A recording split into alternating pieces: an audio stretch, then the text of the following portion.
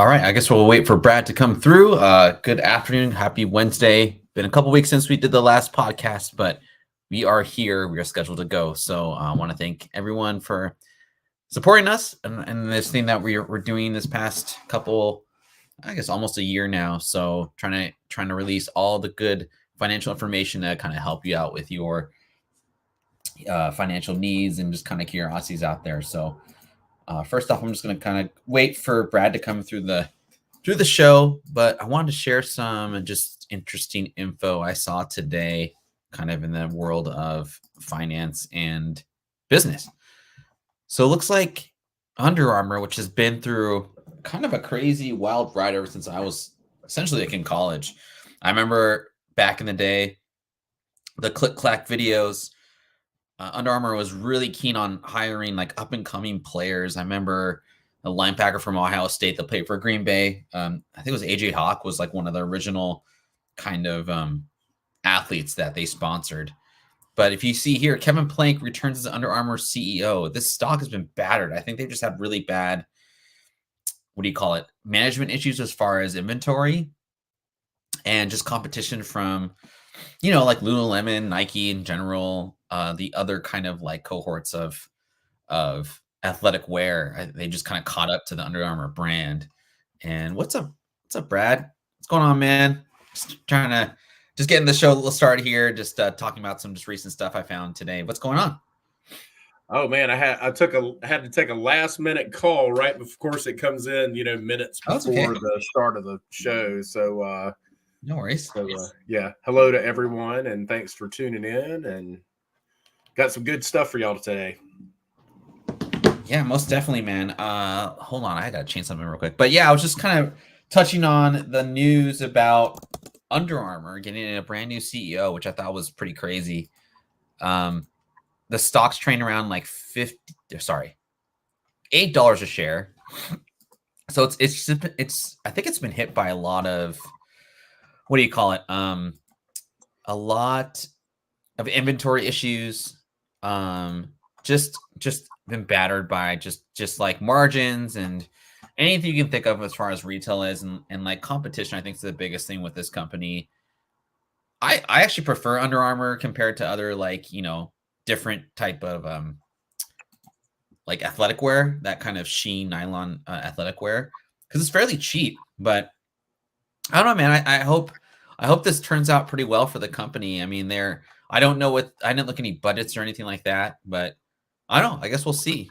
Does this intrigue you to either want to buy Under Armour in general or stock in the company? I've got quite a few of the dry fit polo shirts, and I liked it for the quality. In fact, my in a previous life, our uniform was an embroidered Under Armour shirt. So and that was after having used Nike for a while, and I kind of like the fit of the Under Armour shirt a little better. I think the problem is you're vying for number 2. What's up, Michael Baker? How you doing, man? Thanks for coming through.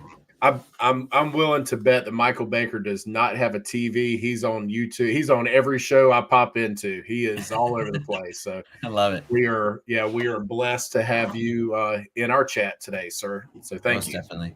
Thanks for coming through, Mike.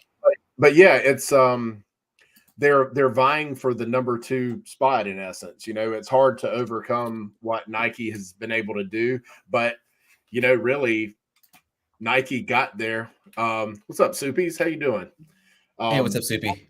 Nike did the same thing. They got there. They weren't in the number 1 space either. But they were much like so Nike is a Oregon, and I guess secondary is they're also a Stanford school, or that's where the yeah, well, we're happy that you choose us over binge watching some mediocre show. We're glad to be. Yes, thank you. We're glad to be your choice. But they, I guess they went. Phil Knight went to Oregon, and I think he also went to Stanford. So those are 2 schools that like heavily are a part of there. So Under Armour is a Maryland Terrapin school. That's where the owner went to school. And my alma mater, the University of South Carolina, is an Under Armour school. Oh, so all of our stuff is Under Armour. So I'm pretty familiar. Anytime I get a Gamecock polo or something, it's an Under Armour shirt typically, or pullover, or quarter zip, or whatever. What have you? Sure. Yeah. Sure. This will be interesting to track, though. Like, let's revisit it in a few months and see kind of, hey, what kind of effect did this have? I think we might be onto something with some of the stocks. I mentioned that about some of the stocks that you talk about. It would be cool to revisit that, and you've done that some. Commander Cody in the chat too. What's up, man? What's up, man?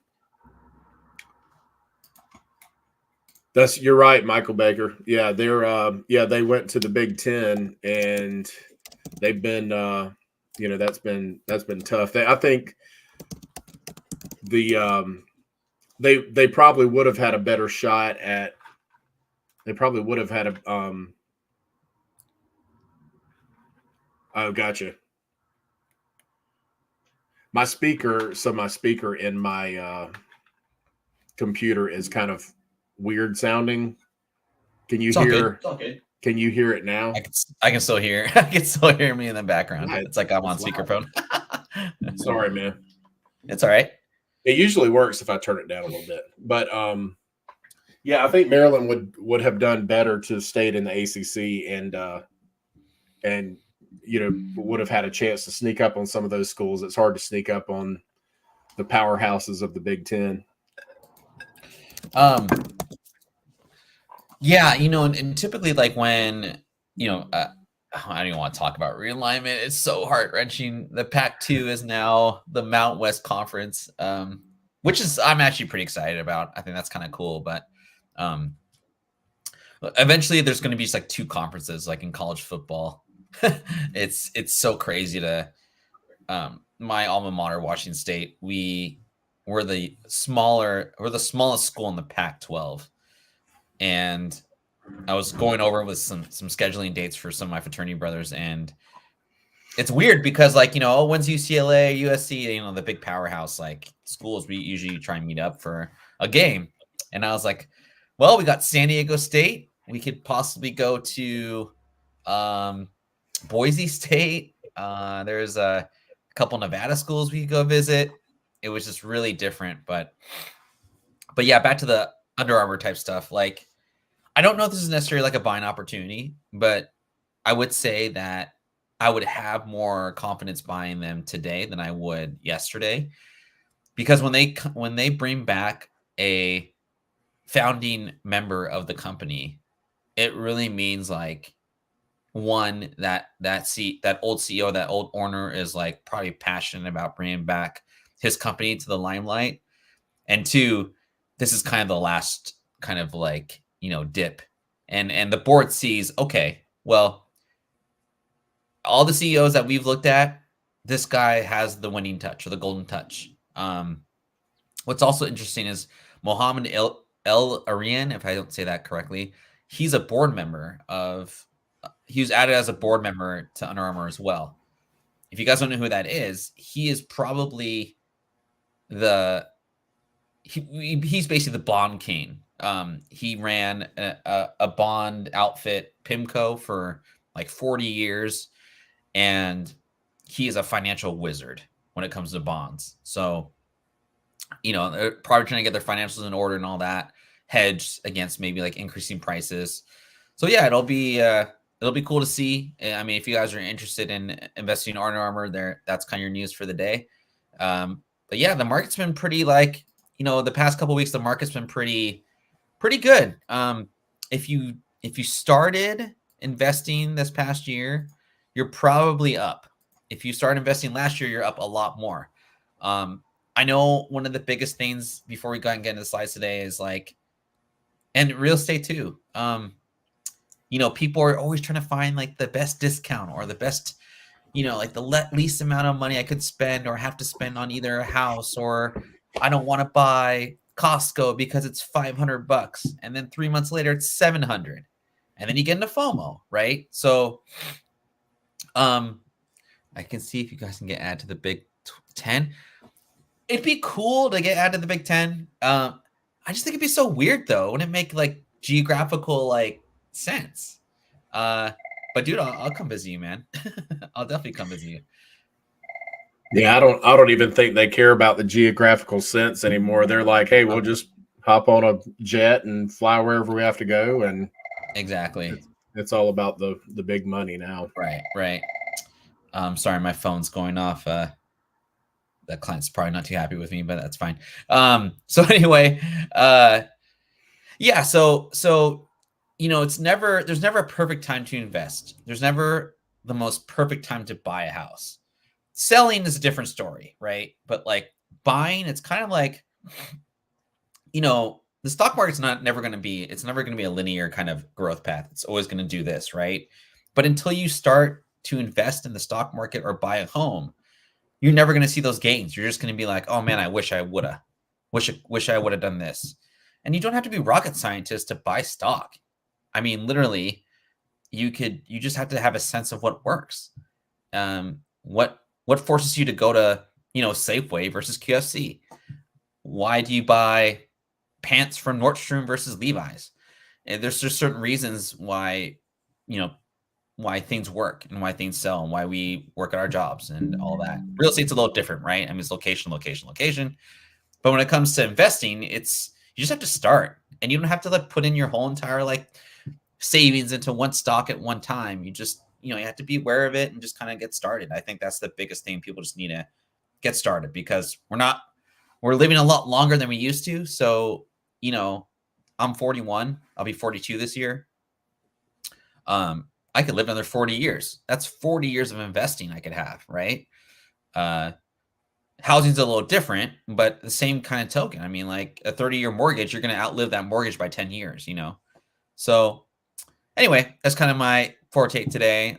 And let's get into the slides. I want to thank all 4 people that are live today. And yeah, go ahead, Brad.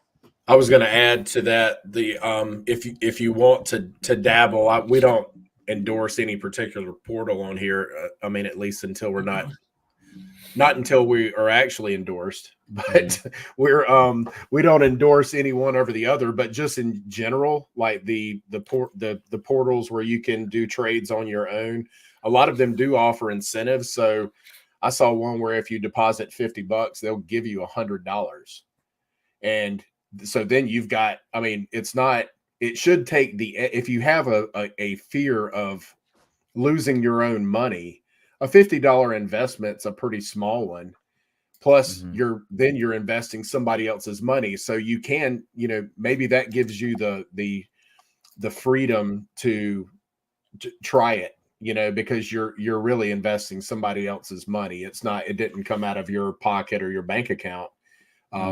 So maybe that takes the edge off for you, so you can give it a shot then, because you're not taking a big hit. Yeah. And kind of the purpose of this show today is to show you that you don't need a ton of money. The title of our show is basically the top stocks to invest in that are under $10. And I've actually talked about these stocks in the past before, revisiting them a little bit here. And I got a new one from our Discord, a good friend of the Discord. His name's Dak. He actually talked about this, and I dabbled into it. I don't really know a lot about it, but I know enough to feel comfortable putting some money in there. So first off, our agenda today, topics covered. How's your 2024 first quarter portfolio doing? Always our West Coast to East Coast real estate, your tip of the day. And Brad, you have some home trends for 2024 and thus for or going forward and all that. So little twist on that list this time. So want to shout out Edson there. He in the chat just chimed in. We appreciate you joining us. Edson's my fraternity brother from back in the day. We are pledge brothers, actually. So cool. We go way, cool. Welcome. Thanks for joining, Edson. So I think the biggest thing I always get from people, whether you're 20, or 50 and just never invest in stocks, right? Like, I don't have $1 million portfolio to start, and you really don't. You don't need. I mean, $1,000 is like, I think, a good start for people just to kind of get a feel for it, Um, so yeah, so like, let's see here. Yeah, so the first stock I'm talking about is Archer Aviation, and I think I've talked about this company before. Now, you're not going to make a ton of money right away on this stock. This stock last time I checked, it trades around 5.25 a share.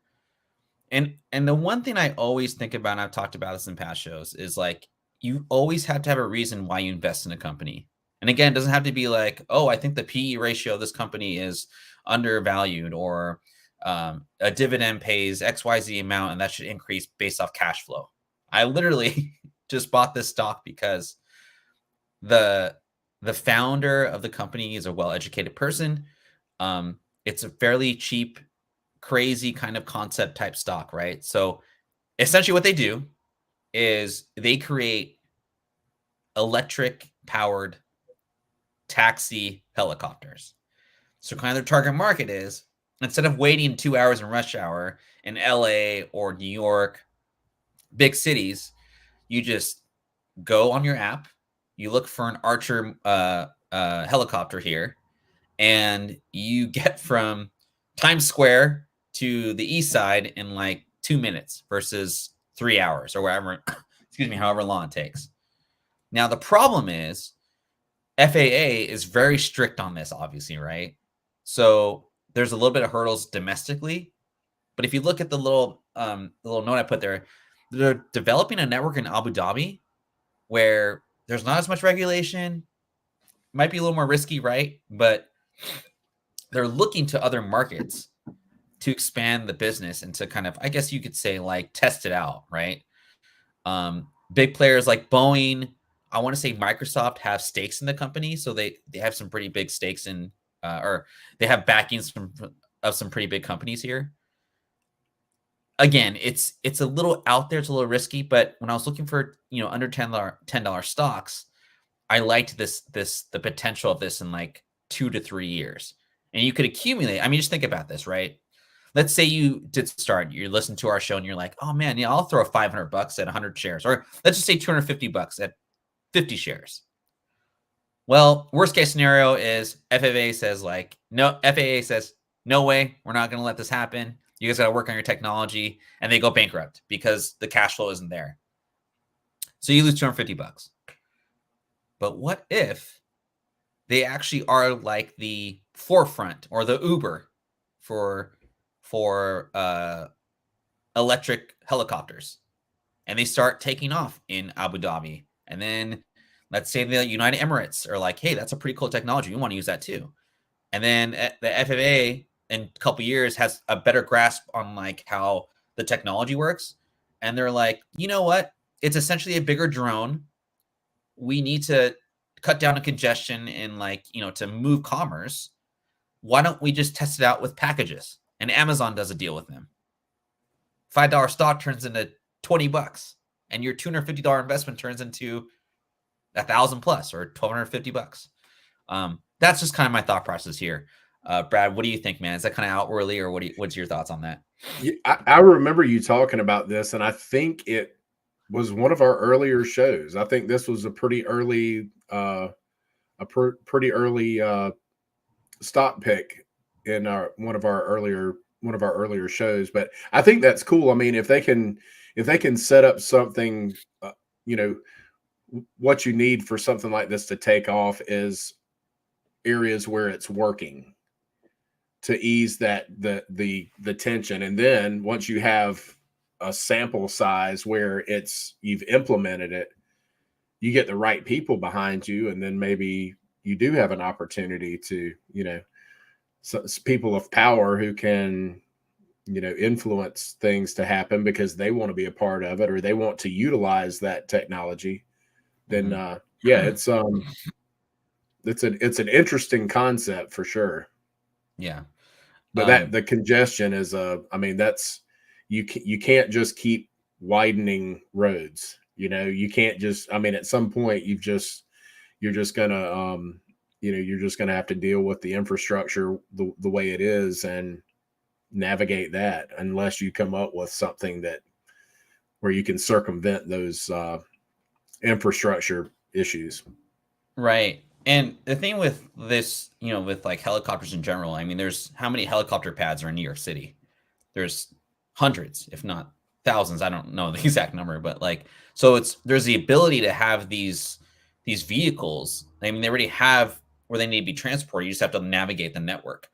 So again, it's a little bit outlandish. This isn't going to jump from like $5.25 to $10 in the next 6 months, unless they get a huge cash infusion or just contracts are signed. But just something that I thought would be kind of fun to like just dabble your money into and not have to risk too much. You could even put a $3 stop loss trade on this. So like it's like I bought 50 shares. If it drops down to $3, then I want to get out and just lose a little bit of money and count against my taxes and all that. But just my first example. So the next one's a little different one. This is the one I got from Dak, and I actually was texting him or DMing him quite a bit on this company. It's IONQ. So it's a quantum computing research company, and it's the only one of its kind that you can invest in. So I asked Dak, like, what the heck is quantum computing? So he sent me this YouTube video, and essentially it's quantum computing is a technology that it's not so much AI. So it's not like an AI play, but it's kind of that same realm of AI. And he kind of compared it to like, okay, so like we solve problems like let's say like an equation like 1+1 = 2, obviously, right? Well, he compared it to, what if you were able to solve like 20 equations in one answer, essentially? And that's basically what quantum computing is. It can calculate or figure out equations or whatever type of computations at the speed of like in the millions or like billions. So it can process stuff a lot faster than a regular computer can. And that's what quantum computing is essentially. So I was like, okay, so how does that how can you make money off that? Or how do research companies make money off of that? Well, the gist I got from it is essentially like, if let's say the US government needs to figure out some type of, I don't know, some type of equation that needs to be encrypted by, uh, chaos theory or something like that. So this company IONQ can figure out ways to decrypt or figure out some type of code in seconds versus days or weeks. And there's many like research, I mean, I guess like studies or whatever that do this, but this is the only company that can actually monetize the knowledge of quantum computing. And until then, this is going to be the only one you can invest in. So if you believe in quantum computing, this is the way to go. Brad, this is like this. It took me like a couple of days to really research the concept of what this company does. So this was kind of a tough one for me to put out there for like the regular Joe Schmo, but it's only $9.90 a share. It's quite a bit down from its pandemic high of like $22 a share, but again, another long-term hold. And I don't know, what do you think, man? Is it a little over your head? I mean, it was definitely over my head for the first 3 days when I was trying to figure it out. It's definitely one I would want to do some more research on. It's intriguing. I would be curious, like, what types of companies use the data that they generate. Like, what types of companies who are their customers? Mm-hmm. I'd like to know a little bit more about that. But I think technology has it's always been sprinkled into this segment since Sunset to South's inception. Mm-hmm. That it's always been had a part in this segment. So I'm glad to see it here, and that's one I wasn't familiar with. So I look forward to doing a little research on it. And yeah, and like full disclosure, I don't have a ton of shares in this. I have probably like 100 shares. Just I wanted to see how it performed, and it's a little tougher of like a company to get a gauge out of, right? Like our Under Armour kind of example in the beginning, like, okay, it's pretty easy to gauge, right? You go to the store, if 19 or 18, 19, 20-year-old kids are buying Under Armour versus Nike, and it's the same price, it's probably a good indicator that, oh, there's some like headway with this company. Now, if it's getting discounted and people are just trying to get rid of it, it's probably a good way to like, or a good indicator to say, it's probably not doing so well. I'm probably going to sell the stock. With this IONQ, it's one of those you just have to like kind of keep up with the headlines, just do your research, quote unquote. This isn't financial advice; it's more financial suggestion. But that was the reason I bought the stock, and I think I'm going to do that more when I talk about these companies of like why I picked them, or why I just for whatever reason. And How last long but have they not been least, public? Do you know? what's that? How long have they been public? So they went public via a special purpose acquisition company. So what that means is essentially it's a SPAC, if is what it's called, is the only way that retail investors can get into a company on like in the beginning stages of it. So what happens is, to answer your question, it's been around since like 2020, at least public wise. The founders of the company have been doing quantitative research for the past 40 years, though. So it's just again, they've always done research, and they were like, why don't we raise money so we can do more research at a faster pace? Because like I guess that works at like universities, right? Like a professor will do research on a paper, and they're like, I need 80 million to complete my research. And then they have to do like different things, and then like the university says, okay, well, we'll give you a grant. Well, this is a different avenue with quantum computing. They're like, we're going to start a company and we're going to get private money to fund our projects and then go from there. So, but that's a good question though. It's a really good question. Last but not least, I've talked about the stock many times. I've talked about this company. I was going to say the Real is making its third appearance on this segment. So yeah, and the reason I wanted to go into the Real specifically is because one, when I was talking about this stock, it was like 2.25. It dropped all the way down to $1.60, and so I mean $1.60. Like I have this, I put this. This is my only holding for my nieces and nephews, and I started with $100 in their account, and they would give me money like here and there to like invest for them. They're up 65, 68% in there, and they're not even like, they're like 12, So it's, I'm not saying that to like beleaguer people or just say like you should be investing a lot sooner. What I'm saying is like it doesn't matter how old you are or how knowledgeable you are about stuff. You just have to do it. And until you do, you're going to miss opportunities, or or more importantly, you're going to miss out on learning opportunities of what works and what doesn't work for you. Every investor is different, This stock is, I wouldn't say it's on fire, but it's definitely coming around. And the reason being is they're basically just doing financial savvy stuff. They're converting debt into lower interest rates. So they just converted 200 million in debt to a lower rate by like 2%, which is huge. I mean, to drop your 200 million in debt by 2% is pretty big time. So it's cash flow positive right there. It doesn't technically make money. However, the past 2 quarters, so you always want to see consistency, right? The past 2 quarters, it's lost money. However, the last quarter before this most recent quarter's report, it's halved their losses. So for example, let's say they're losing like 10 million a quarter last quarter. This most recent quarter, they've lost 5 million. And the quarter before the last quarter, they were losing 20 million. So they're getting better. And investors loved it. The stock went from, $1.70 to $4 in 1 week.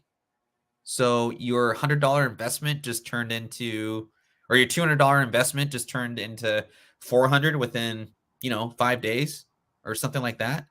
And I don't know how many times I pounded the table in our Discord about, guys, buy 50 freaking shares instead of buying Spider Boy. You know what I Right. mean? I mean, one share is a quarter the price of a comic book.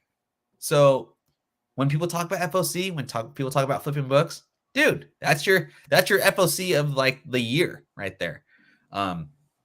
Brad, tell me you got 2 shares of the stock when I recommended it. If you did, that's okay. I It's all did right. not. I did not, but I'm gonna start doing a couple of these when you recommend, just for that same reason that, you know, small investment in some of these online portals will, and they give you some free money. Mm-hmm. I'm like, got to put it somewhere, and Yeah. I think just that initial step for me will also, it'll be exciting, but it'll also cause me to like do more research, understand Mm-hmm. what you're investing in, like you're talking about, and doing research on these companies and finding something you like and believe in, and looking at you cover all the angles on this stuff. So we're looking at, that's interesting information, that their losses have been cut in half over consecutive quarters. Mm-hmm. So they're figuring something out. What they really need is for maybe like the younger generation to, I don't know who if this is targeted for everyone, or if there's a particular segment of the population who is into the real. Maybe by the name alone, it would insinuate to me that it might be a younger crowd who is kind of embracing this online consignment company and utilizing this online consignment company. Um, I think the target market, to answer your question, is like urban females that have some money, but they're very self-conscious about it, or that don't have money and they want to buy nice stuff for like a third of the price. I was actually on the website and I typed Pokemon in the search bar, and I found this really cool. So there's like there's that website, I forgot the name of it. Oh gosh, it's kind of a high end like streetwear. They sell comic books on there too, and like Pokemon cards. But the Real actually does sell them as well. Very small segment, but everyone's always trying to find a deal to see what markets to open up. If they can either acquire a company that does that, like a different online retailer type consignment deal, and they can prove that their technology is superior to the previous one, I I think it's another growth opportunity for the company. But I mean, first things first, like they're doing a great job just getting rid of just the fat and trying to get back to profitability. It might be one more quarter until they're actually like positive, but I'm telling you guys, the stock was $22 in 2021. So could it get back there? Perhaps.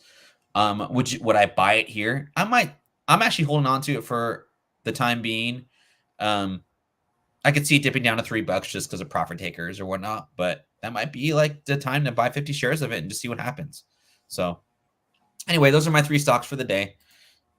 Hope you guys enjoyed that, and a little bit of West Coast real estate for you guys. I always go back to this part of the state of Washington, but it's because I have familiarity with it. And I saw this. So Brad, before I get into this, I had a question for you. Are you seeing home prices, listings, or values dip down a little bit the past month or so?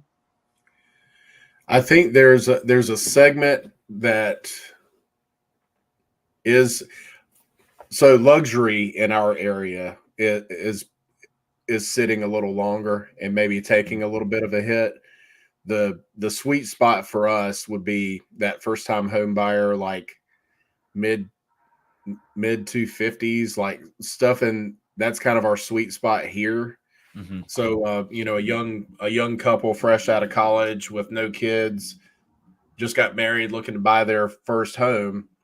that low twos to 250 range, that's in pretty high demand. But the higher segment, double that, or that higher segment like that is well, your buying pool dips. The people who can afford a luxury home that would be, two, 600,000-700,000, that buying pool decreases. So, but in that sweet spot, we're still seeing some pretty decent activity, and Good. I'll tell you. So I had a closing this morning that ends up getting pushed till tomorrow, but that's another story. But it's not if it's not if it's going to close. It's just when. We're just waiting on something. So money. but so my client bought it, paid $5,000 over, and during the whole process, like, we would go look at the house, and I told he couldn't go to the inspection, so I told him I would set up the inspections for him and I usually go to inspections anyway. I like to be there with the client if they can make it, and that way we can sit in with the inspectors and talk about what they see, and okay, where is that? You're in the house, so it just makes sense that if they found something, hey, let's go. Can you show me what you're talking about? So I like that about the inspectors that I use. So I knew I was going to be there for a couple hours. I said, well, I'll take my laptop and I'll work a little bit. It was a nice day. I took my chair, sat outside. I've got a little, like a captain's chair with a little folding table on the side, and sitting out there. And even with the inspector trucks in the driveway, somebody pulls up in front of the house and snaps a picture of the sign and drives off. I'm like, all right, well, they're still getting some interest in this house. And it was in that sweet spot like I'm talking about. So I think I think overall, I think it just depends on where the price wise where it falls. But those first time, and these my clients are first time home buyers. So yeah, I think it just depends on where it falls. But here, like, we're not technically in spring yet, but everybody's acting like it is. In fact, today I started to had I been on time, we would have played a little game that we like to kind of play low key, and that's, what's the weather in your city? We always talk about, oh man, it's nice here and stuff. Well, so today it was like 80 degrees. Oh my God. I turned off the heater today. All right. It's a bombing 49 degrees. I turned the heater off. It's sunny though, Brad. It's sunny. I was gonna guess like 52 was gonna be my guess for you guys. Actually, but let me double check. I'll double check for you. But it starts, daylight savings time happens, so we got more sunlight. Yeah. And then it starts getting warmer and people start getting crazy. Things start heating up. So we're experiencing that shift to the springtime a little sooner than some parts of the country might be. And certainly, you guys are in a different climate wise, are in a different area, but I think that might benefit us as well, is just having that warmer weather and people, gearing up for it. School will be out in June here, like early June. So I think people are starting to think about that. Like, you've got a couple of month window there where you can make a transition, and if it's zoned for different schools, get your kids enrolled and stuff. Sure. So we're kind of starting to feel that ramp up a little bit. So I think it just depends on the price point, but that first time home buyer is still pretty strong. We had to go over 5,000 to get it. I mean, that's not a lot for some of the folks who watch our show. That's I don't like to suggest going over too much where it's going to hurt. In fact, we got a pretty favorable appraisal on it as well, so it really turned out well for my guy. But you do what you have to do to get it, and I just tell folks, like, think about would you be upset if you lost this house? If you could have gone 5,000 up and got, would you be upset if you lost it for five? If you were 5,000 away from getting it, if you came in second because you didn't spend 5,000 more. Yeah, that's a good So, point. I've never had it suggested to me like that before. That's a really good yeah, point. yeah. Like what's your, how, you got to kind of find out how much they like the house. I mean, I would have never, 50 grand that, it's tough for us to make that up here. Our market's just different. It's still But there, quite. I mean, 5,000 is it's still a lot of money to put over a house. I mean, even if yeah, it's 300K. right. I mean, that's what people don't really understand. like if it doesn't appraise as much, you're gonna have to come in with a lot more, So, yeah, I was just curious, and the reason I asked is like I've had a couple HELOCs come back to where like we were fine, but I had one where it came down. And I did an AVM for this client like back in August, and her house was worth 1.25 without an appraisal. It was an AVM. So, they're a little more liberal on the AVM evaluations, but we got another one and it came back 998. So it's, 225,000 less. She has plenty of equity anyway to do the HELOC, but I was like, huh, that's odd. And then I had another one. It was an interior appraisal, and this guy I think he just thought his house was worth a lot more. But Redfin had it at 1.7, and we get an interior appraisal, and it came back 1.3. So I mean, it's a $400,000 difference. It's a unique property, and there wasn't that many sales on his street, so that didn't help out either. But just curious. So if and this is kind of go like what you just said. This kind of goes into like if anyone in the chat or anyone watching on the rewind, if you're thinking about buying a house this year, and I've seen a lot of TikTok videos that kind of goes against what we're talking about. Like the rates are getting lower. I quoted a guy last week at an FHA 3.9% down FHA rate. His rate initially when we started, this was like three weeks ago. His rate was like 7%. No, sorry, 6.625. I apologize. His rate today with 0.125 in points for FHA was 6%. Wow. So it's great for him because he's ahead of the game. But people that I've reached out to, like, hey, look, FHA rates are like lower. They're like, I'm gonna wait a little bit more. Well, you might miss out on that property that's gonna go up another 200,000, or I mean, that's probably a big That's the step, thing. but We it's have just such a tough time getting them to see that instead of looking at the numbers. If you get a half a point less on your interest rate, but the house goes up $30,000, then what do you think you've saved I other can't. than that interest rate looking Mhm. better? Yeah. You really haven't saved. So Right, and it's it's hard just to. it's gonna help the supply a little bit, but it's not enough to move the needle to where it needs to be, where the demand is being met with the demand. Anyway, but with that said, I did find this house in Prosser, which is where my wife is originally from.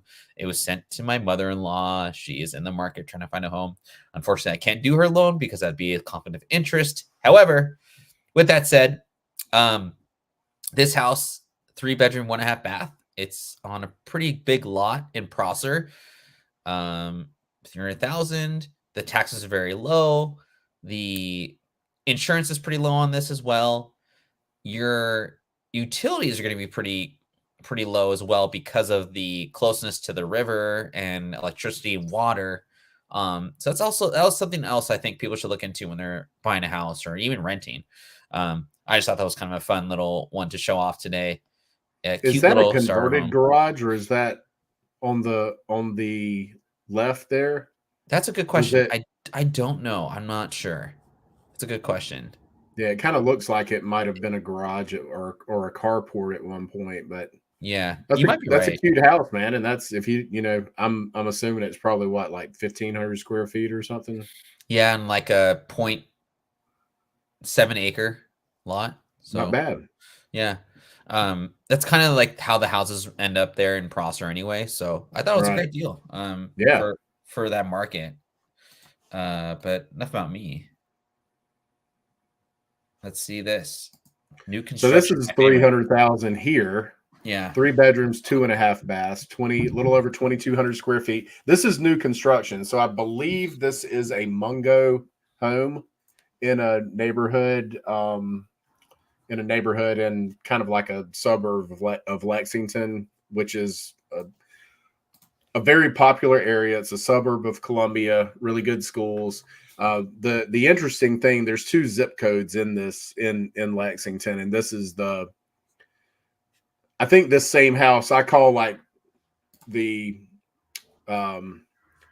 maybe the more developed portion of Lexington. I call that like Lexington proper. This is kind of like a suburb of that. So that area has really grown. It used to be, I used to go through this area when I was in high school. It was kind of like the back way to get to the high school I went to. Oh, And cool. there was nothing out there. It was just fields. Now Yeah. they've got a Lowe's, a Walmart, a Publix. They've got a Starbucks out there. They've got a Chick-fil-A.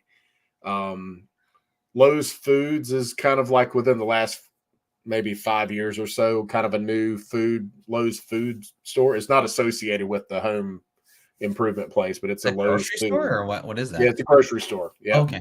Okay. Yeah, you can actually. It's kind of like a hip grocery store. All the grocery carts have a little cup holder, and they've got a bar in the grocery store. So if you're a flaming alcoholic, you can go shopping and then wake up the next morning and wonder why you have 12 bags of Doritos and Okay. binge shop for things you don't need. That's hilarious.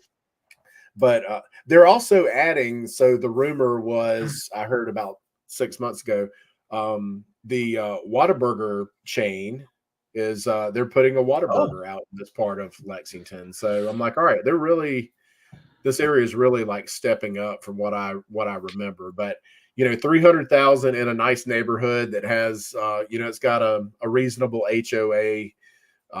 It's got a community pool.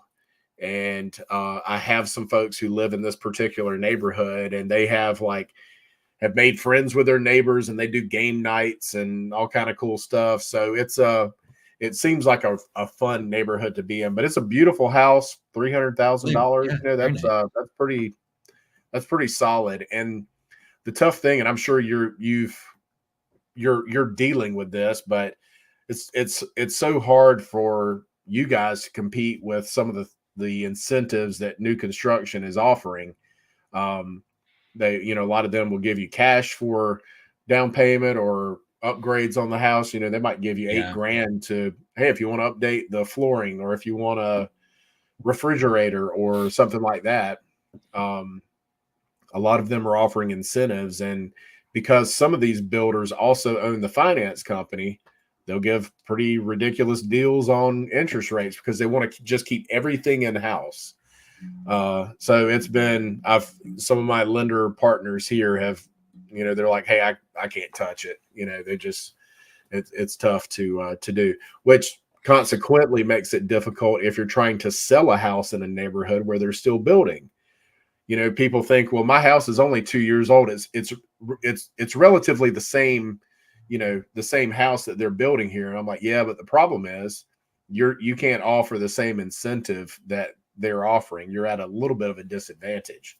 So, but yeah, I thought it was a really neat looking house, 2-car garage and brand new, brand spanking new. It's beautiful. Do these construction type or new builds, do they have a specific not lender, but real estate agent too that's tied to selling the homes? They may have, like, if the neighborhood is developed to the point where they have a model home, then they usually they'll either have their own agents who work for the company, or they'll partner with like a Coldwell Banker or somebody like that, and have agents who will go, work that neighborhood for the builder, or maybe a couple of neighborhoods in the area. Yeah. So they're a lot of their business is walk in, but most of them have really had a good relationship with with agents as well. So Yeah. it's it's nice to know you're going to be looked out for if when you can kind of step back and say, hey, these are my folks, and they're going to come take a look, and they honor that relationship. So that's nice. Well, that's good. Yeah, I can't I just can't compete with those guys, most of the time. So it is what it is, though. So credit tip of the day, and this is kind of going back to what I reiterated in the beginning. Start investing. Equities are a little different than housing, right? So, I get the people with housing, like it's a whole kind of synopsis, but it's so easy to invest. I mean, when I first started investing, I had to call my dad's broker. And I was like 17, like calling on my dad's broker. He probably thought I was like this little shit kid, but he was nice. But, 17-year-old kid, I was nervous. Like, hey, I want to buy this stock and please for my dad's account and blah, blah, blah. And he was like, okay, little fruity, da, da, da. But, I'll go back to that story. Like I just had a lot of faith in that company, Pokemon distributor, Kid Toys. I'll never forget it. And sure enough, dad bought her 20 shares for his account, went from $8 a share to 120, sold at 95. So some 17-year-old kid that had to pick up the damn phone, call up a broker who's like, in his 50s, talking to some punk 17-year-old kid, still was like, yeah, my dad wants me to buy the stock and, whatever. Thank God my dad got me into that, kind of like not being ashamed, because he would have missed out on a pretty good, 10 bagger, right? So, and now Ferd has an electric helicopter. Folks. And now, I'm running an electric helicopter company, that you all should invest in. But yeah, but you'll never know that until you actually start doing it. Now, of course, hasn't been perfect. I've lost some money along the way, but I've definitely learned over the past 20 years of investing. And, again, we have a lot of the comic book community or, collectible guys going into this kind of deal. This isn't like a buy now. I'm not saying buy now, buy this, da, da, da. I'm just saying, man, just get invested. I don't know how many times people ask me, where do I get started? I mean, literally, you can just do it from your phone. It's so easy. And you don't need a ton of money. So just start doing it. We might need you to do a segment one week where you talk about maybe if someone wants to pick up a book that might help explain some, in layman's terms, like some, stock related things that might be helpful to them, just to kind of break the walls down where they don't feel so overwhelmed. Because I think a lot of it, I know that for me, not being familiar with it, not really knowing a lot about it, I just started tracking, a lot of the ones that we've talked about. I told you I've added to my stock tracker on my phone just so I can take a peek and see how it's going. And maybe that's the thing that frees people up to take that first step to feel comfortable doing it. But something like that might be helpful. I'll one up you, Brad. On the next show, I'll give away that book. Whoa, how about that, folks? We're going to have to promote the heck out of that one ahead of time and let people know. It is the most valuable book that I have. I've read it several times. I read it when I was 18. I read it when I was 25. I read it when I was 35. I should read it again. But yeah, I'll definitely give that away just to get people started. More investors the merrier. And the thing about investing is you're not competing against anybody. This is an oligopoly of money you can help for your financial future. I think nowadays I think of it in a different light, being 41 versus 31, right? So I think about investing more in my retirement accounts, like my Roth IRA, and contributing to that and all that. So versus an income account where I can buy a new car or something. Right. But kind of a quick story, right? So I had a relative come by the other day and he was like, man, I had 10 grand cash that I was going to invest, and I wanted to buy, what was it? He wanted to buy Sherwin-Williams, and Sherwin-Williams was at 50, $75 a share or something like that. And he's like, but I didn't know how to do it. And, I would go back and like, forget about it, blah, blah, blah.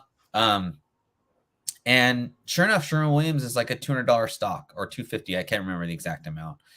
But had he put that $10,000 or whatever much it was, he would have been up, instead of 0.2% in his bank account, So he had the idea and he had the timing of it because stocks were down. He was reading all the stuff. He's seeing all the TikTok videos and stuff.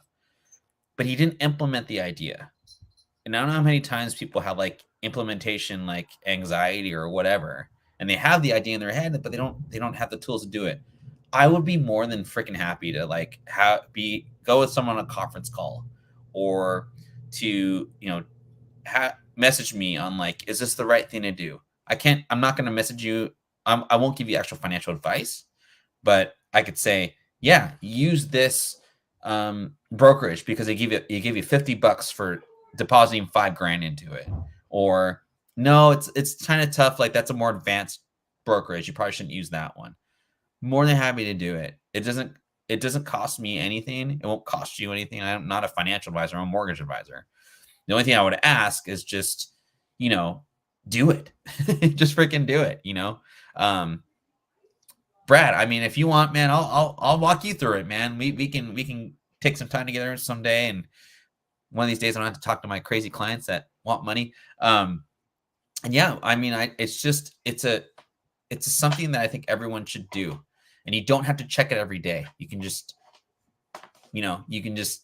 do whatever. You don't have to check it every 3 minutes like other people do. If it's meme coins, that's a different story. But with investing, it's a little bit, you can kind of relax here and there. So anyway, Yeah, that's that's just cool. kind of my thing. Yeah, I think that's a great idea, man. That's exciting. So we'll definitely have to promote that for our viewers and say, hey, make sure you tune in. Yeah, I'll throw in a freaking $5 gift card for Starbucks too, just so while you read the book, you can sip on a. Well, maybe it may have to be more than $5. I don't know how much Starbucks grande caramel macchiatos are anymore, but yeah, let's do it, man. Yeah, I don't get the crazy stuff. I'm a venti Americano guy. Oh, you're just like my wife. I always get the caramel macchiato iced or frappuccino. I like the sweet stuff. But I don't really go to Starbucks that often because like there's so many other like smaller venues here that do better job than Starbucks. But it's so expensive, man. Just give me the drip. Yeah. I'm good. So, all right, Brad, what we got here? A little bit of news that you and I can both talk. I kind of view this breaking news segment as something that you and I can talk about, but just wanted to pass along information because that as we came to the end of 2023, the outlook was very positive. We had kind of survived the wave of people wondering like, gosh, is this 2008 all over again? And if you're still having that fear, go to our YouTube page. We would love for you to like this video, subscribe to the channel. That would be great if you're not subscribed. But check out, we've talked about why this isn't 2008 several times. Oh, Cody, he's got a million jokes, doesn't he? He's so funny. That's So I just wanted to share this. This was something that I shared on social media a couple of days ago, and thought it was cool. But it provided some charts that might, if you're still wondering like how are things going, it seems a little more positive than we were experiencing last year. But so could a recession tank the housing market? There's been a lot of recession talk over the past couple of years, and that may leave some worried we're headed for a repeat of what we saw back in 2008. Here's a look at the latest expert projections to show you why that isn't going to happen. According to Jacob Channel, senior economist at LendingTree, the economy is pretty strong. So Jacob said, at least right now, the fundamentals of the economy, despite some hiccups, are doing pretty good. While things are far from perfect, the economy is probably doing better than people want to give it credit for. And you and I we were messaging on Instagram when the Powell did his speech, his semi. I don't even remember how often he does it, but we went before. They were kind of tough on him too. I thought some of the people were kind of interrupting him and stuff when he was sharing. He seemed very confident in his presentation to the. He sat in front of a bunch of senators and had to basically, kind of, I guess, state of the economy or what, how things were looking and the progress that we've made. And talk about some of the projections for the future. And credit to him, he kept his cool. But we were talking about that. We were talking about that a little bit. And one of the things that I took from that, I watched a pretty good amount of it. And one of the things I took from that was that they're cautiously optimistic, I guess I would say. That they see things improving, but they don't want to lower interest rates or do anything to harm the, it might be, things might still be delicate. So they don't want to make a hasty decision to lower interest rates and have to double back,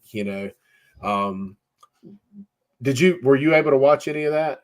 I watched a little bit of it, and I agree with what you said. I think the one thing that the Fed's done really well is stayed consistent on his delivery of what.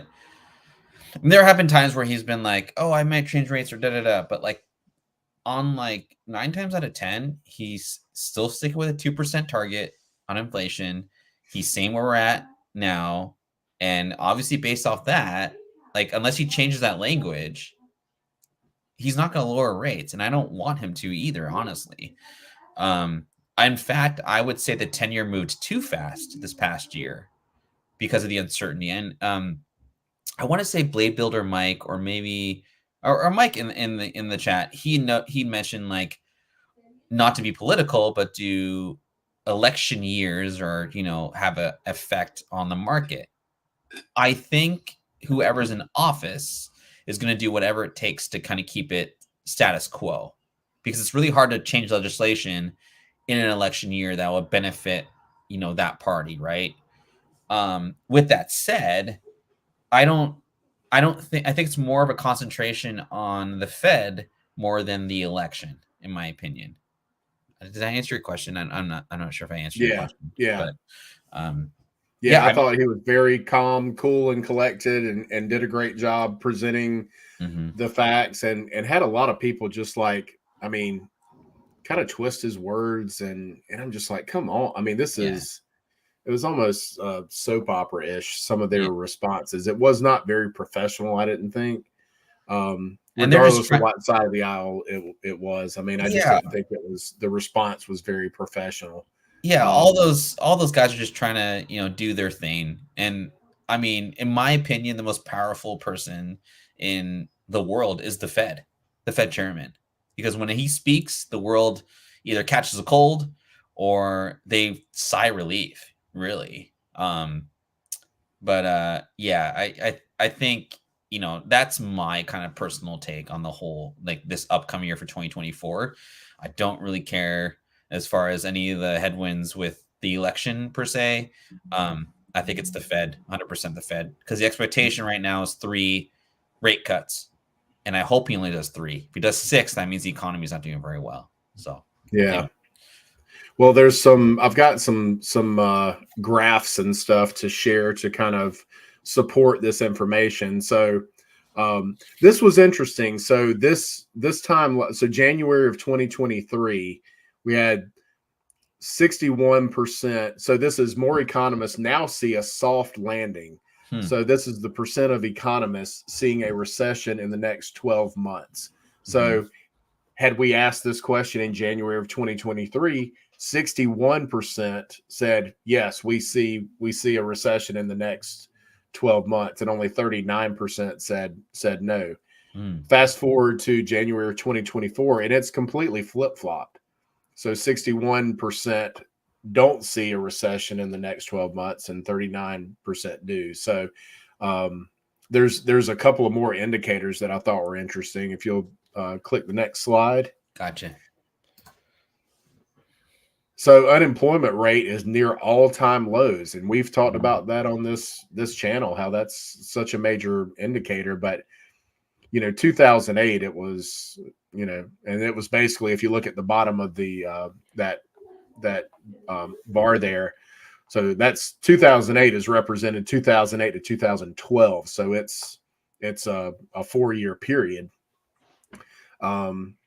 And then so that's the middle bar, the 75-year average, 5.7%. And then, of course, January of this year, 3.7%. So that's kind of, you've mentioned that a couple of times, that's been, it's just, the economy is stronger and unemployment has not affected things as much as people would think.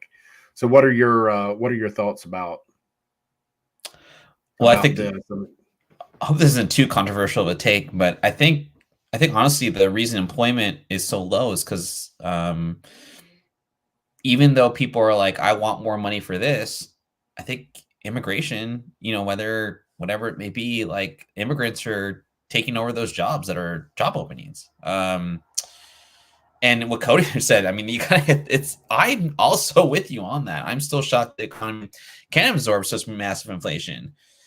I think as a consumer, I definitely pared back on a lot of stuff. I try and cook as much as I can, at home, or like even if I do go out, like I'm looking at those menu prices, man. Like there's some stuff that's just like it's really expensive.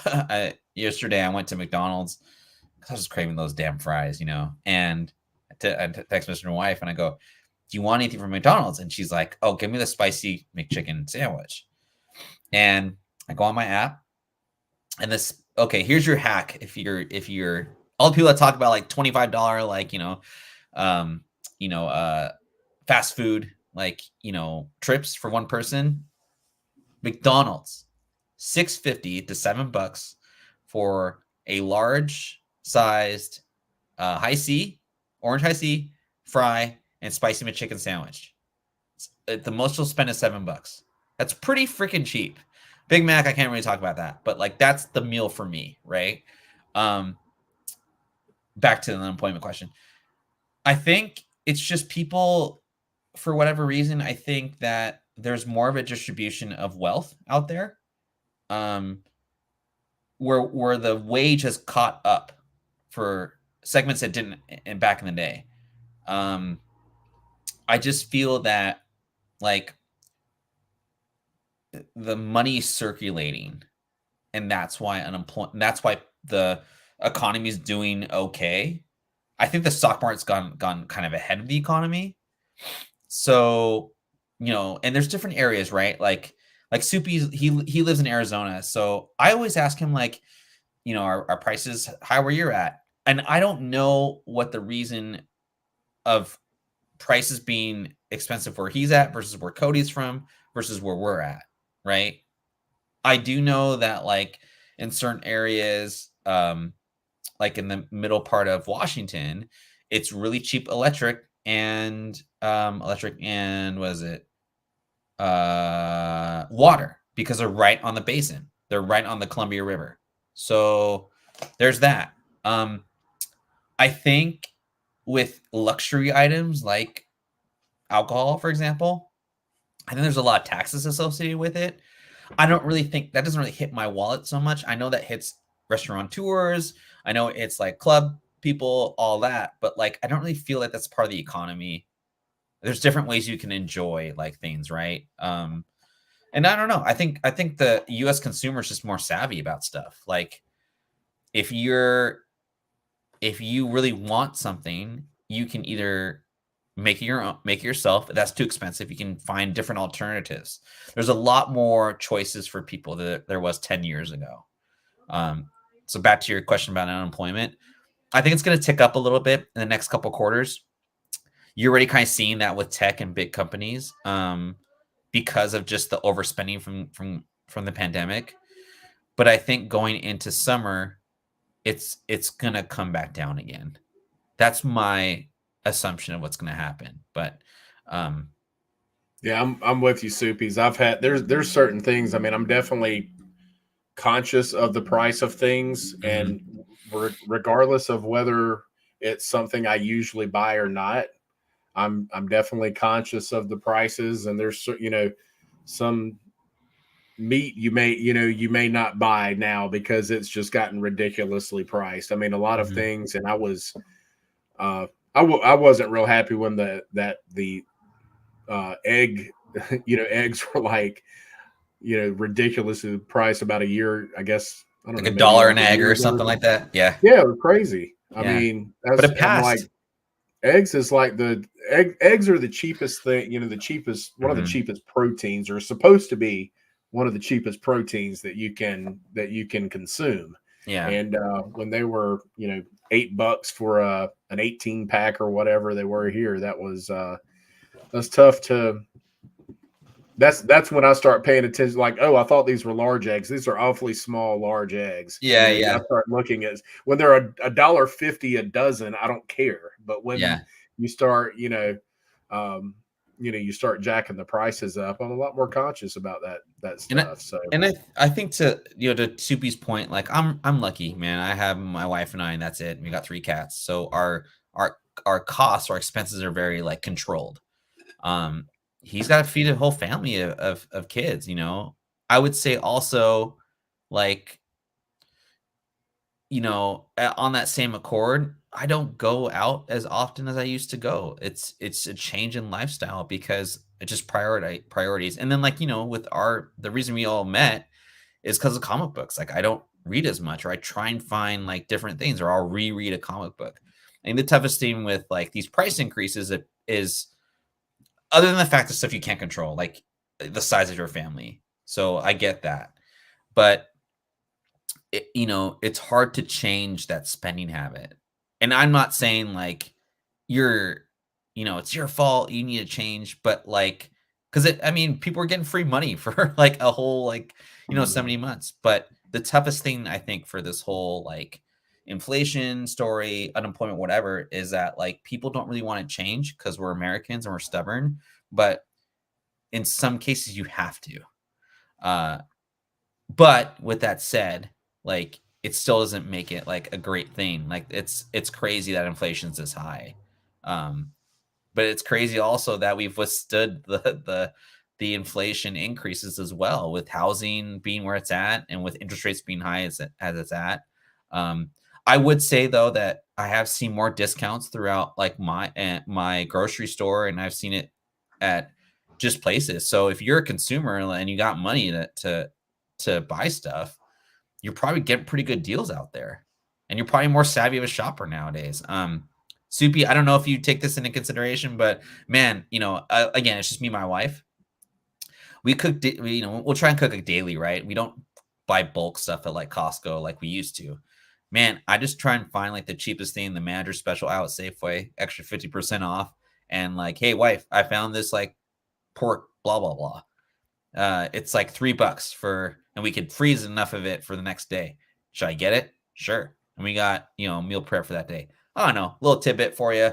It helps me for sure, I all do the that. same. Yeah, I'm I mean, it's just me, and I'm buying family packs of chicken breasts, or Mhm. I bought a pack of like lean hamburger meat last week, and I just split it up, put it in individual freezer bags, and patted them out and stuck them in there, and just I'm a lot more conscious of waste too. Like Mhm. I'm gonna eat leftovers a little bit more. If I've got leftovers in there, I'm not. When I just think it's smart. I mean, there's things I want to spend my money on, and there's there definitely comics is one of them. I enjoy that. This is Um, exactly what I do every Wednesday. I'm right there with you, brother. And one thing I did cut out because it's so damn expensive is soda. I'm not drinking yeah, any more soda unless it's like a treat, like it's ridiculous how expensive, like 12 pack of soda is like $9.99, $10 for like Coke. Like, forget that. I'm not doing it anymore, man. my It's not good sister for me. started doing one of those little soda machines. Yeah, SodaStreams. Yeah. Yeah, SodaStream was she another started company that doing. I bought for $10 a share, and then it went up to 80, dropped down to 40, and then it got bought out for 110. We'll see that one next week, folks, or next show. I mean, in 2 weeks. Only had 10 shares, but anyway. Sorry. That was a little bit of tangent, but good stuff, guys. All right, so the unemployment expected to stay below 5%. So this is a bit of a projection if you look at the numbers down below. So June of 2024, like you said, what was it, 3.7 on the last slide? You anticipated it would creep up a little bit, but it's still going to kind of, so the long-term average is about 5.7%. Mm-hmm.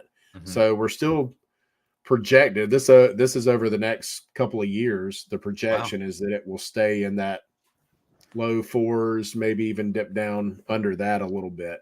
Very cool. So good news. So most experts now think we won't have a recession in the next year. They also don't expect a big jump in the unemployment rate. That means you don't need to fear a flood of foreclosures that would cause the housing market to crash. Mhm. We've talked about it. The inventory is supply and demand is still at play in the housing market. There's still not enough homes, even though we've seen an increase, but there's still not enough. We're well below the healthy market line, which is a 6 month supply of houses is what they consider a healthy market. That's an average healthy market is a 6 month supply, and I think we're probably, I don't know, maybe a 3.5 month supply right now. So we're at 45 I days don't know. over here. What's that? We're at 45 days. Okay. Wow. But people are lowering their asking price now, so that's good too. Well, maybe they're feeling the blow of that. The sticker shock kind of wore off for us a little bit here, and I think maybe the us sharing. Look, you can change that. Do you want to wait and you see the house of your dreams? I wouldn't recommend you wait to buy it if you're in the market for a house because of the interest rate. That's something you can change. You can't, you'll compare every house down the road to the one that you missed out on if you have that mindset. And I think this too, it's like everybody knows that rates are never going to go back down. So it's like that whole like embarrassment of like not having, or I should have done this, like get over it. You don't have to tell everybody you're in the this is just kind of like a thing too for like people that are just like embarrassed or just I'm waiting for this and yada yada. Like don't tell anybody you're looking for a house. The only person you should be telling you're looking for a house is the person who's helping you buy that house, either whether that be parents or your wife, and your mortgage broker or loan officer and your agent. Those are the only people you should be telling. Everyone else, because someone else is going to say, oh man, you missed the boat 3 years ago. Oh, you should do this, blah, blah, blah. It is your decision to make. So just keep it private. You don't need to go on your socials like, oh, I got outbid on another home again. Because it doesn't help the situation. Sorry, that was like a little just that's right. That's right in par with what I've been saying is, it's you don't, because you miss 3.5% interest rates is no reason to continue to pay somebody else's mortgage for them. Yeah. If you're renting, I don't, I just don't think I still think it's always better to buy. I mean, unless you're I'm going to be based in Birmingham, Alabama for 6 months for work or something. Obviously that may not be wise to buy a house there. You might need to seek another long-term rental option or something, or short-term rental option rather. But if you're totally ingrained in the city that you plan to live and you've got a career and your significant other has a career and that kind of stuff, I mean, if you're not paying, go ahead, start paying yourself. Start paying, go ahead and start paying yourself. It's, I have people I helped 8 months ago and they netted, I don't know, somewhere around 60 grand or 8 years ago, excuse me. I helped them buy it was less than $150,000 house, and they sold it for, about 80 grand or so over that. So in 8 years, it's just hard to find investments that have that rate of return over the same time period. So, and that's how people wonder, how do you get like that big house when you've got three kids and you've been in your career for. I know what you do for work. Like, there's no way. Yeah, because you bought the house 10 first years house ago. first. Yeah. You didn't focus on the third house. You bought the first house that you needed first. Yeah. And use the equity in that one to buy it. You build your way up. Start paying yourself and work your way up and build up to that. Few people, I won't say nobody does it, but few people jump right into their, second or third house right out of the gate. They build their way up to it. So yeah. And the US wants more primary home owners. They don't want renters. 100% tell that to you. That's why FHA rates are so low. And it's the easiest way to get into a house. And like Brad said this before on like past things, and I'm sure I'm talking to the choir here too. I've never moved out of a rental and got $5,000 back. Or I've never been like, oh shoot, I had a cavity that I can't pay for, or like I need to get my wisdom teeth pulled out. I'm gonna pull money out of my deposit on my rent. No, you just can't do that type of stuff. Being a homeowner, it lends you it guides you towards avenues of financial situations that will just make you feel a lot better about life, in my humble opinion. I was working with a lady. Her house was worth 4.25. She bought it 6 years ago for $260. Right? She has zero savings. She has disability, but she's gonna sell her house, and she's gonna have minus taxes and all that. She's gonna have around $100,000 in the bank, and she got into an assisted living home. That's the whole point. I don't know why she talked to me about it, but either way, she's gonna sell her house. Just because you're easy to talk to, Ferg. I guess so. I couldn't really help her out with the whole situation, which is what I told her. I referred her to a real estate agent, but she just called me and told me like she's relieved about the whole situation, and I didn't make any money out of it, which is fine. But this is an example of someone who, imagine if she was like, what if she didn't live? What if she lived in the house to a landlord, and the landlord was like, I need to get my money, get out of my house. She's screwed. But she's protected, and she's like 85, right? But she bought this house in 2018, so roughly 5 years ago. Now she hit the perfect bump, right? But regardless, she still has it, and she's not the smartest lady in the world, like she just has no financial savvy, but she just understood the fact that owning a home, it has very good financial advantages. So anyway. And you got to live somewhere, don't, and I would just challenge people, because it's come up a couple of times since we've been talking tonight. Don't try to outsmart the market. Don't try to time it. I've been doing this for 11 years. I still cannot time. I mean, when you think it's going to zig, it zags. I mean, you can't, you can't time it. Usually by the time people realize that, okay, it's, by the time the market's doing this, I'm going to make a move. You've probably missed the curve. It's probably cusping and trending a different direction by the time you're never going to be able to like hit it on. I've seen some happy accidents, but it wasn't an intentional timing type of thing. So, so today we're going to talk about, one of my favorite emails that I get is from Southern Living, because I'm Southern. And but I like the combination of like style and things that they talk about. So this was one that I had saved that I wanted to share on this show, because it's kind of a different twist. I usually talk about things that I like, and these were some interior designers. These are 3 home trends that interior designers can't wait to say goodbye to. Oh, okay. And I cannot wait to hear what you think about some of these. So, oh no, okay, go ahead. Right out of the gate, man.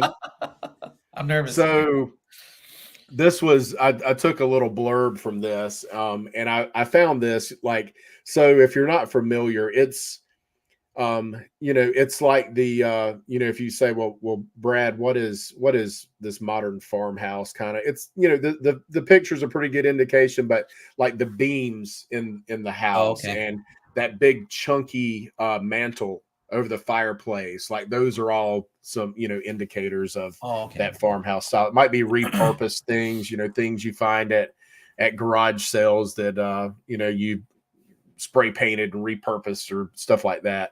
But so first of all, are you familiar with this? Are you familiar with this style?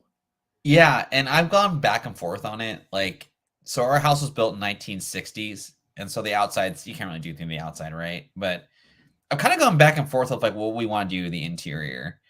And there's aspects of the modern farmhouse look that I like the beams, right? But I don't really like the big fireplace, like, repurpose this thing and then sand it Well, down it'll and block then when you put the TV over the mantle, it'll block your exactly. view of the video games while you're playing at That's night. exactly So what I'm saying. Yeah. No, but I do get the appeal of it, but I totally get like the article that you're going into. It's like, because I feel like this modern farmhouse thing's been very trendy for like a long time.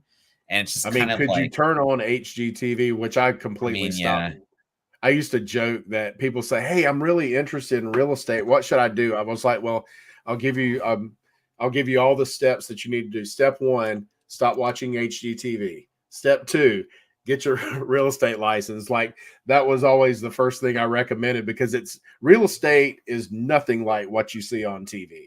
It's not. This isn't the Property Brothers where here's 3 houses and pick one. Um, it's it's a it's a it's a war, at times. You might have people, you might put 5 offers out and miss every single one of them before you get the house that you want. So mhm. but you couldn't turn the TV on and not see, Magnolia, man. Chip and Joanna. Everybody Going loved at Chip it. and Joanna. Oh yeah. And they so it was kind of interesting. I don't know that I think designers tend to push for things to go away quicker than the general public is ready to let go of them. Yeah. They might. I think some of this might be a little, maybe a year, 2 year, 3 year. It might take some time to transition. I mean, I've seen, some would say this isn't on my list, but they were ready to see stainless appliances go away. Mm. Their argument was, well, they're not easy to clean or keep clean. They pick up every Mhm. single fingerprint. Yeah. And they thought like something that matched the interior of the kitchen might be a better, go with like a colored appliance or something that matches the interior of the kitchen. But there's something about walking into a house and seeing these it feels expensive, or it feels more expensive. They're not more expensive. They're pretty cost effective. Mhm. Um, but that's an example of some other things that maybe in years past they've tried to, let's push this through. Let's get this. Let's get people to adopt this mindset. But we're not sure if we're ready to let go of this one yet, even if designers say it's due time. One Mhm. designer says she hopes that more relaxed and sophisticated styles that speak to quiet luxury and European inspiration take over from here. So Hmm. I don't know what that looks like. Sounds great, but Sounds um, expensive. yeah, yeah, and probably their fees to make your living room look All right. like that quiet, luxurious European inspiration. The fees are quite expensive too. So, but I to me, see where we're going here. that photo is kind of like a toned down version to me. I mean, it's still kind of minimalistic. It's not over the top like Mhm. some of the things you might see. So I'm still kind of cool with it. Yeah. No, good People stuff, like those man. big sinks, like those huge sinks in your kitchen. The big, like instead of having two, Uh-huh. uh, I don't like the, that. the big Yeah. farmhouse sinks. People still like those. I don't like that because it reminds me of being a kid and not having the double sink. And I like the double sink. It's a utility thing for me versus like a vanity thing.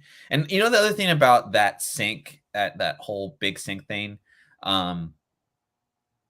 It's an old. It just reminds me of Little House on the Prairie. For no reason, it does. I don't know. Or like, you don't have originality, like in what your design like choices are.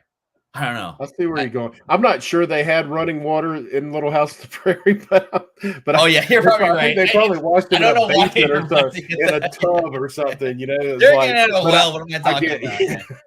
pumping. Yeah, it reminds me of when you had to go pump water to wash it. Yeah, But yeah, I will say now, from a practicality standpoint, yeah. if you wash dishes, I don't know how many people still wash dishes by hand, but if you do, having the two separate compartments is actually much more efficient. What do you do? You know, if you've got just one huge basin to put your stuff in, where do you put the, oh, well, these are washed, but they need to be rinsed, but the dirty ones are right beside it. And, Yeah, it's yeah. not real practical. It looks kind of neat, It's but not.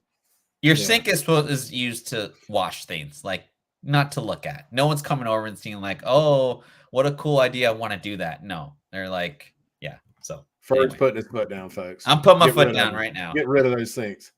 So the other one was over styling. So when people, this kind of gave me anxiety a little bit because I don't like that cluttery look. Like I want to put every single knickknack I have. I've got this, this bookcase. I don't want to put, oh, I got this, and here's a snow globe from Utah, and here's, I just don't. That kind of stresses me out. I like a little more order. So I can see. I mean, I didn't know this was actually a trend, but I could see like the need to, let's scale it back. Some of that stuff you can. I had someone. I'd gone for a listing appointment, and I walked in the house, and I promise you, on the refrigerator was a magnet from every state. Just had them displayed on the. I was like, yeah, when we go to take photos, like all these have to go. Like these Yeah. have got to come off the refrigerator. It makes my heart start racing when I see photos where they didn't take the kids' pictures off the refrigerator and stuff. But I was like, these have to go. She was like, well, but I collect them. I said, well, you can collect things in a box. Like it's not less of a collectible just because you put it in a box instead of displaying it on a refrigerator. Right. That wasn't a really good argument for me. So I was like, well, enjoy your collection in a box, and we'll. I want to sell this house. I don't list houses for them not to sell. So let's work with me. Yeah. So over styling shelves brings the atmosphere of the room down and creates a cluttered aesthetic. I would tend to agree with that. One little speed typing typo there. One designer says, and then I said says twice. One designer says. So they also do not like the atmosphere, the vibe it gives the room, and the cluttered aesthetic that it presents. So every inch of a space doesn't need to be covered. So this kind of plays along with. I would tend to agree with that. There's some balance there. Everything that you purchase that you don't need. Well, here's a wall. Let me wallpaper it with photos or what. There's an order. There's an order to arrange things, and I think that's probably a little more calming and appealing. When you have guests over, I think just that vibe in the room just kind of scale things back a little bit. So this one I would tend to agree with. Cool. What about you? I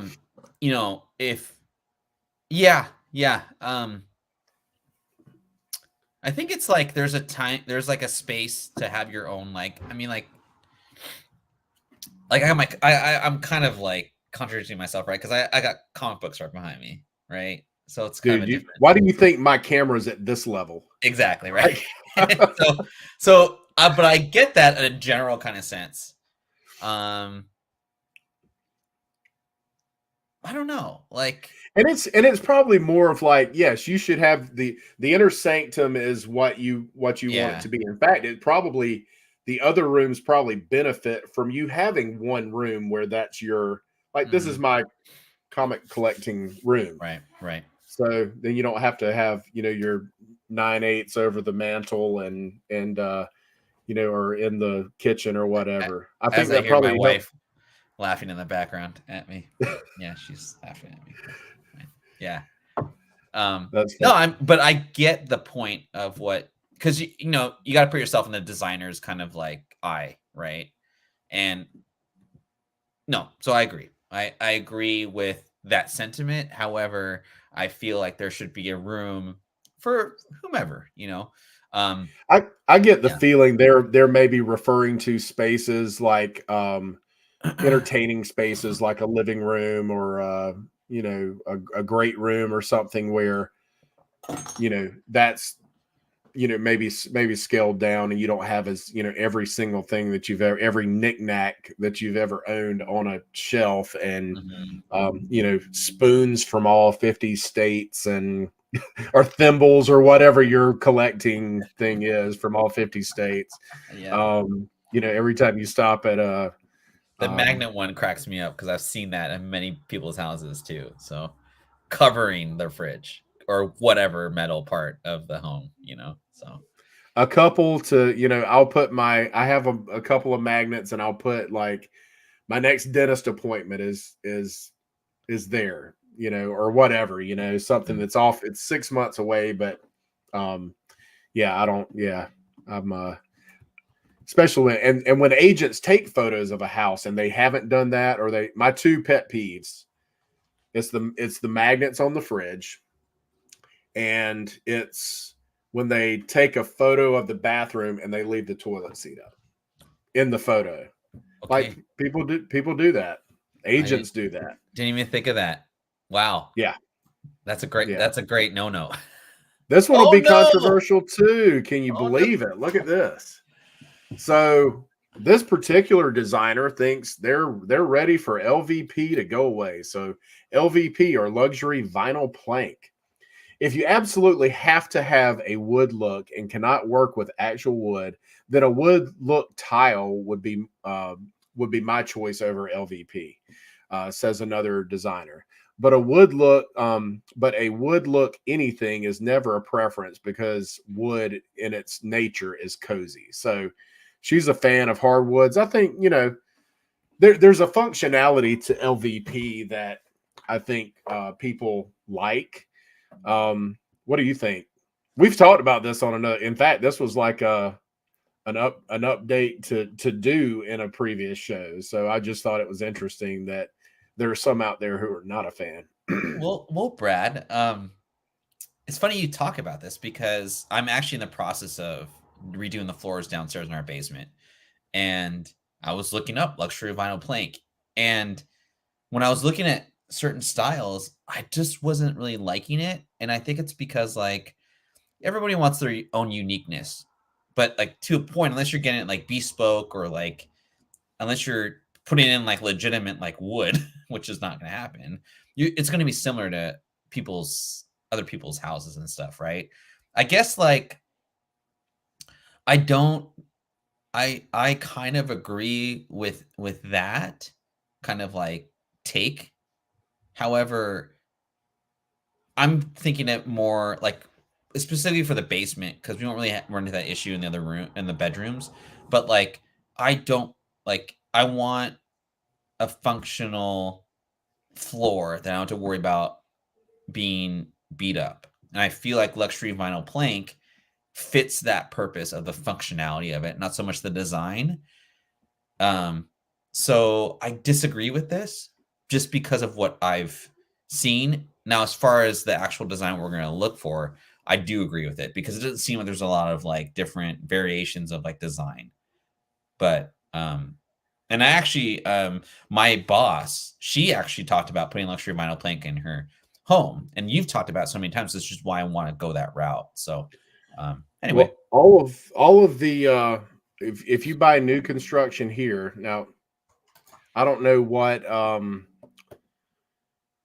I don't know what you guys do there new construction wise, but all of Yeah. our new construction homes here have LVP. Yeah. That's they're trying to keep the costs in check for builders. Right. They're trying to really fine tune. You can now pick, like, here's a uh, you basically select a package. If you're having a home built, you can have package A, and it's going to have Mhm. these lights with this floor and this backsplash or whatever.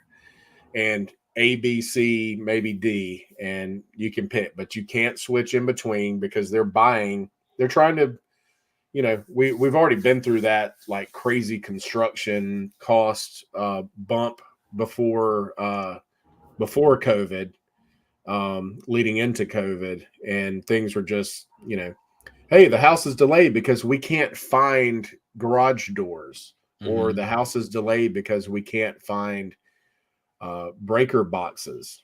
Right. I had someone who closed, a really sweet client of mine. She closed, and God bless her, man. She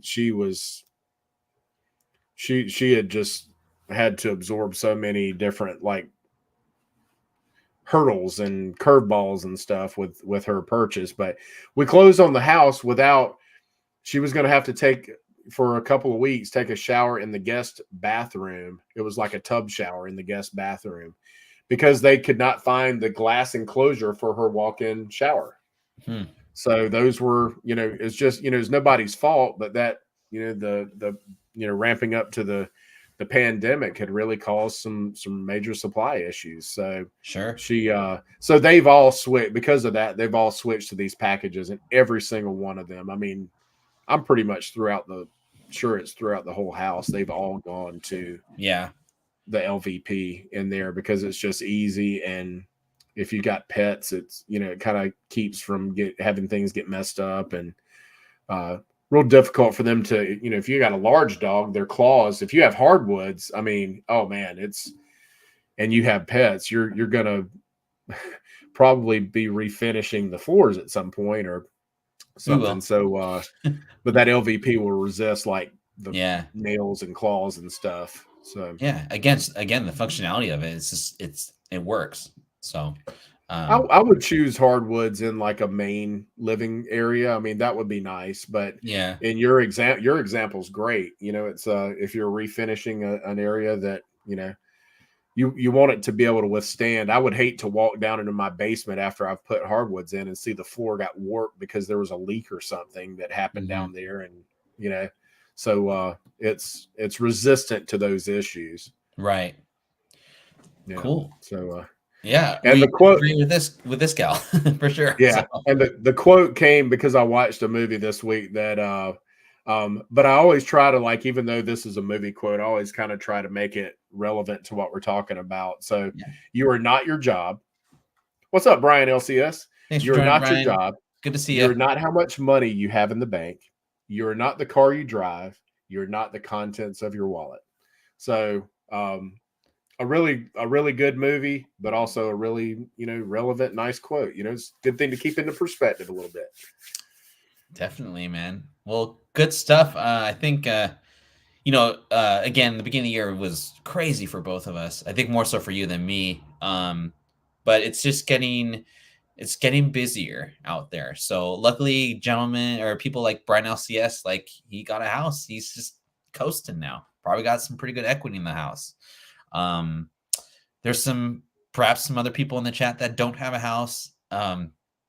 And like we were saying earlier before in the chat, like I've never left a rental and gotten $5,000 out of it. I've always lost the deposit or got like $100, and then I've had to come up with the initial first and last month's deposit to move into the new one. It's just like, if I could do it all over again, man, like I'd have my stocks that I had back in the day, and I'd buy that FHA 3 unit multifamily, rent out to 2 of my buddies, and then just, start my portfolio real estate wise. The normal way to do it, right, is just to buy a single family home and just live in it and gain that equity. But I think it's still an important thing. And like, if you're still waiting to, all the data that we presented is correct so far. It's the forecast that's a little difficult, where there's things we just can't control. Like, I don't know, another war. I don't know, something like that. Or a pandemic, for God's sakes. But you saw what happened during the pandemic. House prices just caught up because rates dropped. So I think, one, if you haven't started investing, just start doing it. I'll walk you through it. We'll do a giveaway next time for my favorite book that got me into investing. And evidently, we're not going after houses that look like farms. So that's not the trend anymore. Yeah, I hope you guys find the information we share useful. And if you have questions, of course, if you're not subscribed, we would love for you to subscribe to the channel. Click that thumbs up for us. That helps with helps us grow the channel. And if you have questions, hit us up on Instagram or Discord or wherever. We're all over the place. So hit us up. We're always open. In fact, we have on the Ferd's Discord. Ferd's the owner of a Discord. Yeah, that's Uh, right. a Discord that Ferd is involved in. Yeah. There's a section about real estate and investing and stuff like that. So it's a really great place to ask those types of questions, and we've answered some questions in that Discord. But if there's anything we can do for you, let us know. Yeah, we'd be happy to assist you in any way that we can. And check out check out the Discord. It's really cool. Yeah, I mean, the Discord, I think it helps people like just kind of get the real-time update on stuff that I'm investing in or just looking out for. Brad's got, I think I posted your newsletter there a couple times. It's a really good read, man. I actually, I do have a couple realtors that send me, newsletters, but like I really enjoy yours.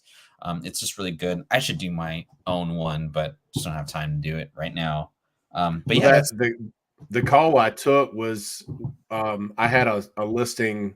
I don't know it's probably been 4 or 5 years ago, I guess. The people who bought the house, they had seen the house and then they got an agent and came back and bought the house. So it's cool. I mean, I'm not the biggest fan of like working both sides of it actually. So, but they bought the house and they were such nice people.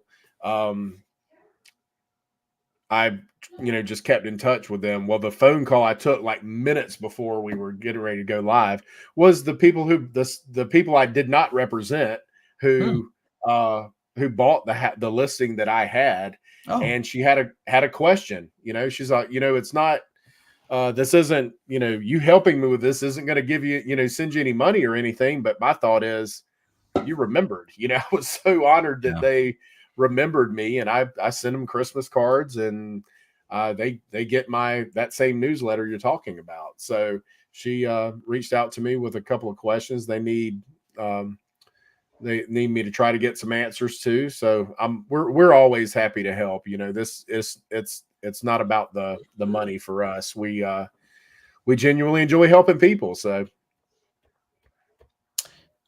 Yeah, no, we this, and it hopefully we'll get the show to grow a little more, but I mean I think the one thing about the show is that people actually like stay on and watch the whole thing, which is great for me.